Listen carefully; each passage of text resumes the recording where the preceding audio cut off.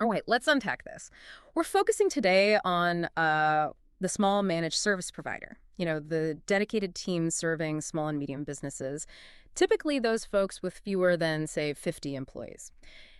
If you are operating in that space, you know you're facing a massive strategic challenge right now. It's pretty clear. Yeah, our sources are confirming that the vast majority of advanced AI and automation services, they're currently offered almost exclusively by the giants. We're talking MSPs with 200 or more employees. Right. It's a huge gap. It really is. Only about a third, roughly 32% of the U.S. MSP market is actively deploying these advanced solutions. And those smaller firms, the backbone of local IT support, well, they're struggling to keep up. They often lack the resources, the R&D budget, the trained staff. Exactly. They can't afford the big R&D spend or hold inventory or pull staff for extensive training needed to really compete on that level.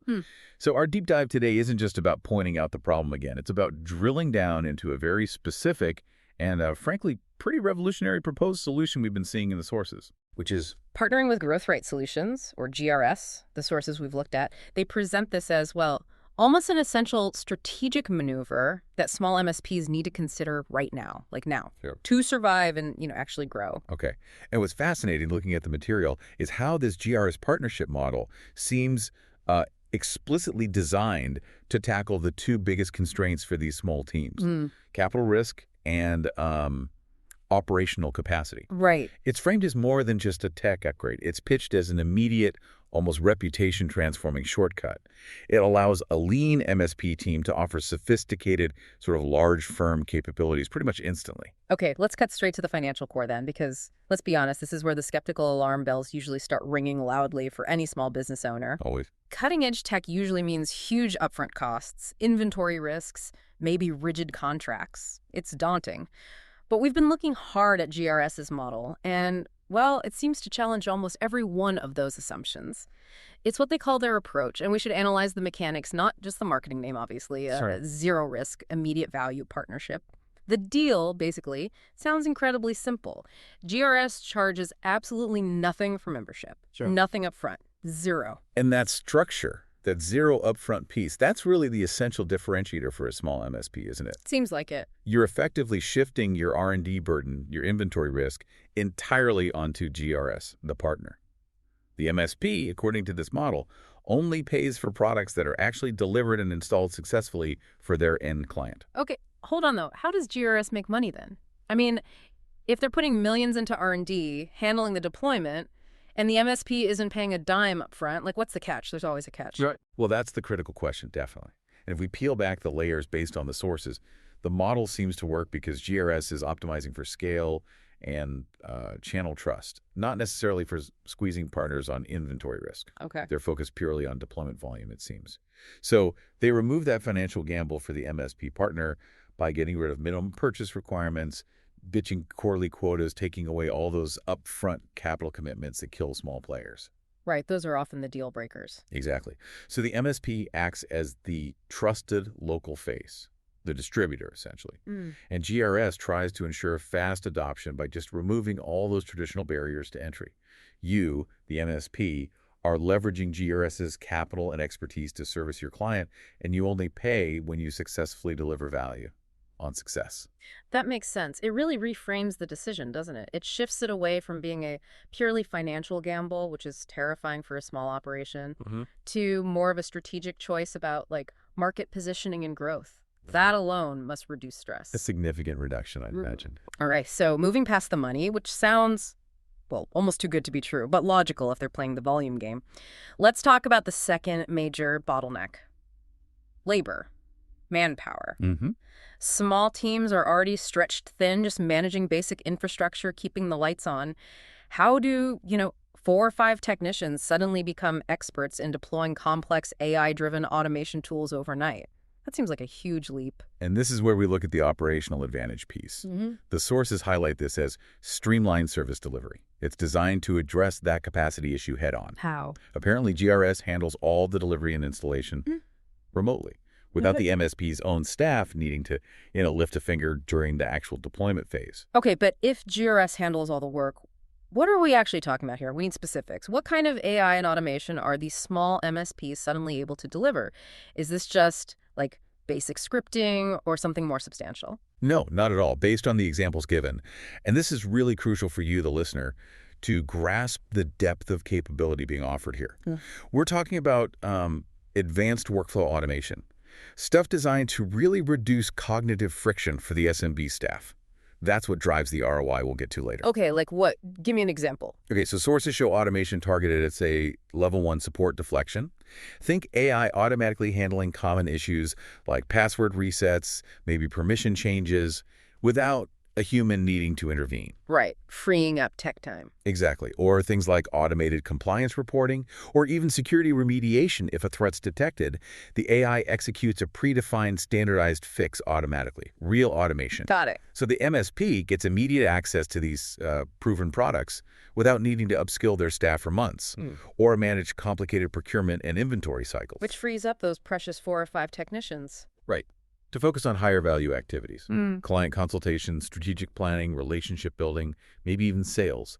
It effectively outsources the heavy lifting, the R&D and deployment part of innovation to GRS. That brings up a really critical point, though. Something any seasoned MSP owner watching their margins will worry about: control and exclusivity.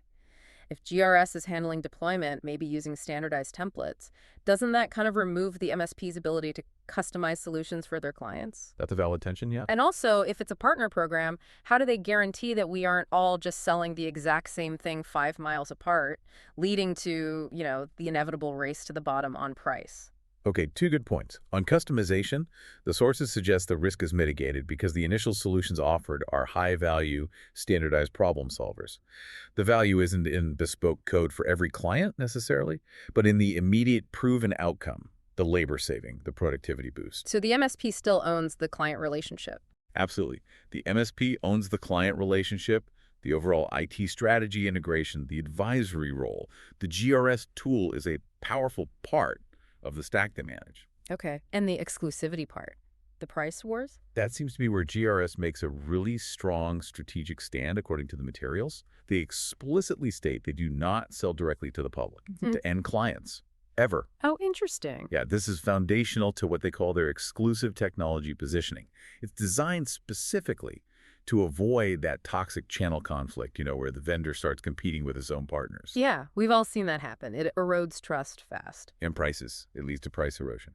So by GRS staying out of direct sales, when you, as the MSP partner, are the only provider in your region offering this specific, proven GRS solution set, well, you immediately gain genuine regional differentiation. It's not just white label stuff everyone has. So the perception shifts. The MSP isn't just seen as a reseller, but as the exclusive local channel for a premium, maybe even slightly mysterious, trusted technology that businesses can't just go buy off the shelf. Exactly.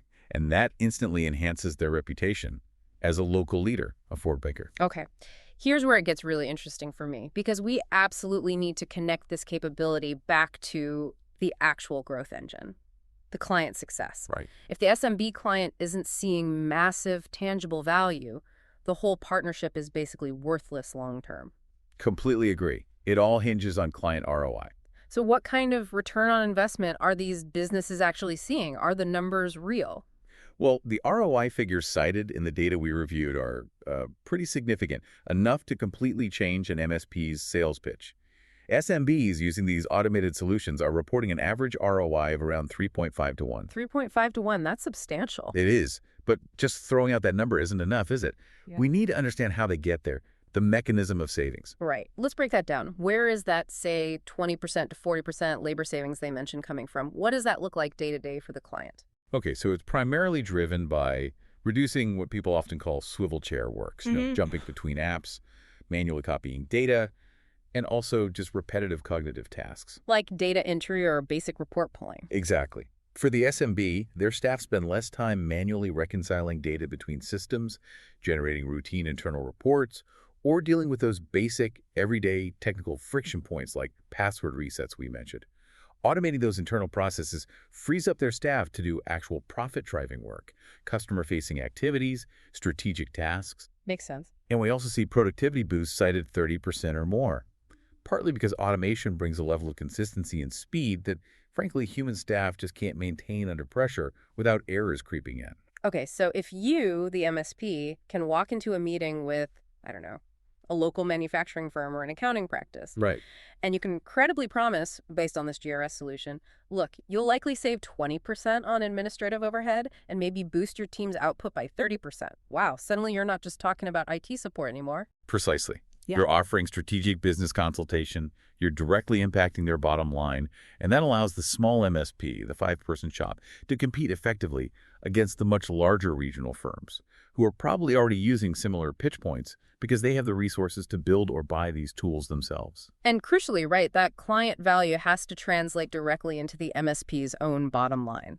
Because for years, many small MSPs have felt stuck relying on commodity services. You know, the break fix, the basic managed infrastructure, the fire extinguisher approach to IT. Race to the bottom on price for basic services. Yeah. And they miss out on that premium tier of recurring subscription services. Exactly. And that is the current missed opportunity, clearly highlighted in the sources. We found some hard numbers on this. When small MSPs do manage to successfully offer these premium AI and automation type services, they drive, on average, 31% higher monthly recurring revenue, or MRR, compared to MSPs who just stick to the basic managed infrastructure or break-fix models. 31% higher MRR. That's significant growth potential right there. It's huge for small business. Yeah. And maybe even more important for long-term stability and business value. Yeah. These types of embedded high-value services lead to up to 42% better client retention rates. Wow. Okay, why such a jump in retention? Well, it makes sense, right? Because the MSP transitions. You move from being perceived as just a necessary cost center, the IT guys you call when something breaks, to becoming a critical strategic partner. You're deeply embedded in the client's operational efficiency and their success. You're helping them make more money or save significant time. Correct. So this partnership, this GRS model, is positioned as enabling that stable, premium subscription income and strengthening client loyalty. Critically, without the MSP having to sign risky, debt-laden contracts themselves to acquire the capability. Okay, now let's pivot slightly to talk about the often overlooked intangible benefits, things like reputation, community presence. Because being an early mover in a space like AI and automation, especially locally, that sends a powerful signal, doesn't it? Absolutely. It's about perception and positioning. Right now, being one of the first in your town or region to offer tangible AI solutions, it signals that your MSP isn't just, keeping the lights on with basic IT. It says you're actively leading the technology curve in your community. Setting the pace. Yeah. And because, as we said, the majority of your regional peers, the other small MSPs, are likely still lagging behind, GRS partners could potentially stand out instantly. At local business networking events, in online reviews, you're suddenly branded as the future-ready innovator. And that reputation, that branding, it has profound secondary benefits that directly impact your ability to actually grow the business. Yeah. It's not just about feeling good. How so? Well, when you position yourself as the local AI innovator, you start attracting different kinds of attention. For one, you attract higher quality talent. Tech-savvy staff, especially younger engineers coming up, they want to work with cutting-edge tools. They want to solve big, interesting problems, not just manage legacy systems day in and day out. Good point. Recruiting is tough. It really is. Yeah. So this could potentially improve your recruiting outcomes drastically. You become a more attractive place to work for the people you need to hire to scale. Okay. What else? Furthermore, that community impact. It isn't just about, a pat on the back. It's about attracting more qualified referrals. People talk about businesses doing innovative things. It builds long-term brand equity and local trust that just compounds over time. Right. Think about it. When an SMB is vetting a potential long-term strategic technology partner, what do they look for? Reliability, sure, but also future-proofing. They want a partner who understands where things are going.